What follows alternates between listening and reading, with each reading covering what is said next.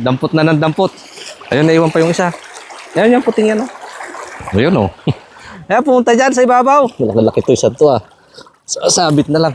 Isang magandang araw po, mga kanayon. Balik nga ulit tayo dito sa ilog dahil mayroon po ditong mga kasamahan natin na nanguhuli ng isda. Ito naman po, yung dinatnan na naming tradisyonal na paraan ng panguhuli. Inabutan ho namin sa mga katutubo noon na kung tawagin daw ay bayate. Bayate, isa po siyang pangalan ng kahoy. Tama po. Ngayon mayroon siyang bunga. Ganito daw kalalaki yan, pero dinikdik na nila. Eto po, may tira daw si na tatay. Papakita ko lang po kung ano yung itsura. Pagkatapos nilang dikdikin, yan. Ayun po, yung mga lumot na yan. Naunguha sila ng lumot, sabay ihahalo nilang ganyan itong mga dinikdik nila. Dahil isa ho ito sa paboritong kainin din ng isda. Saka ito yung inihahagis. Kung makikita nyo po, mayroong tao doon. Saan na yun? Sa taas, ayun. Medyo saglit po, ilalapit ko lang, focus ko lang ng kaunti. Makikita nyo po ayun, may naghahagis doon. Yan. Hahagisan niya yung mga gilid-gilid para marating niya po yung mga isda. Pag nakain o kaya na pumasok nga po sa hasang ng isda, mahihilo yan. Dito na. Sasalubungin na po ng lambat pagbaba dito. Hindi naman ho nakakahilo sa tao. Hindi naman. So sabi nga po ni tatay, hindi naman nakakahilo sa tao. Pag pumasok sa hasang ng isda, yung katas niya yan, dun ho sila mahihilo. Kahit hindi mo na daw siya ibabad ng ilang oras or ilang araw, antimano, pagkahuli, pwede na agad isa lang lutuin. Okay. Sila nga po yung mga pioneer dito na gumagawa yan, nanguhuli ng isda sa paraang bayate. Ayun, no? Nandyan na sila. Kaya pumunta dyan sa ibabaw. Hindi nga lang gano'ng aninag humaka na doon, malakas yung hangin. Kung kita nyo po yung ibabaw. Pero nakita ko ayun na nga, andyan na. Oh, andun, naunguha na din po yung si tatay. May mga iba nang nakababa doon. Umahon dyan, pumunta dyan sa taas. Laki nun, lutang na siya kanina eh. Tagilid na yung kanyang swimming, ilangoy na kanina eh. Dito ko nakita. Ayun. Nandun sa sulok ng mga... Oo. Nagtago dyan, pero... Kukuhanin ko. Baba din ho yan mamaya.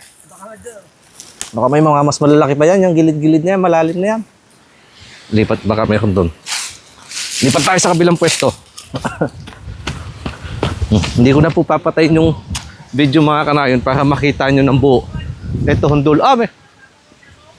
Sige, baba ako doon saglit para makita nyo po itong dulo ng bukid ni tatay. Ayun po yung ginawa nilang kubo doon sa kabila. Ito naman, iba naman ang may-ari nito. Pero dito ko nakita yung isda kanina eh. Diyan ho siya pumasok sa ilalim. Dito medyo mas malinaw ng kaunti yung tubig, baka makita. Sa baba. Ito po yung tradisyonal na paraan nila ng panguhuli. Yung nga lang, kailangan nga po talaga ng hintayan.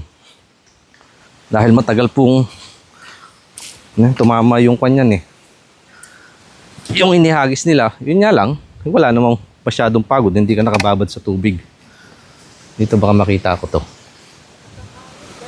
Yan, yun yung kahoy na pinanggalingan ko dito. Pumunta yun eh. Ayun. Nandadampot na po si tatay. Baba naman ako doon. Baka maipakita ko po sa inyo yung mga kuha nila. Ayan o. May sumabit na. Dampot na ng dampot. Kuha na lang dito sa lambat. Ayun nga po yung pinanggalingan ko, yung punong yun. Paanod na dito. Kasarapang pangkwan niya, ang kinamatisan.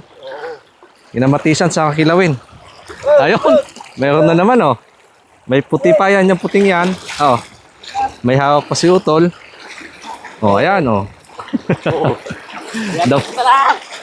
Dampot-dampot na lang dito. Kaya pala sako na yung dala nilang lalagyan eh.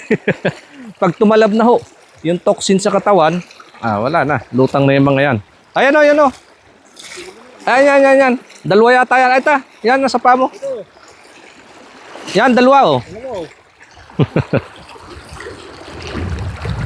Isang sabit o, dalawa agad.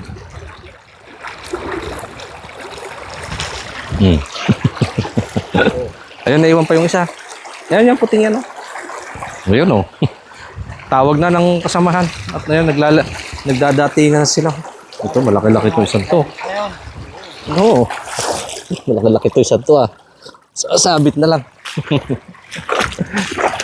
Po. Iiwanan ko na din yung cellphone ko mga kanayon. At makikidampot na din po ako dito.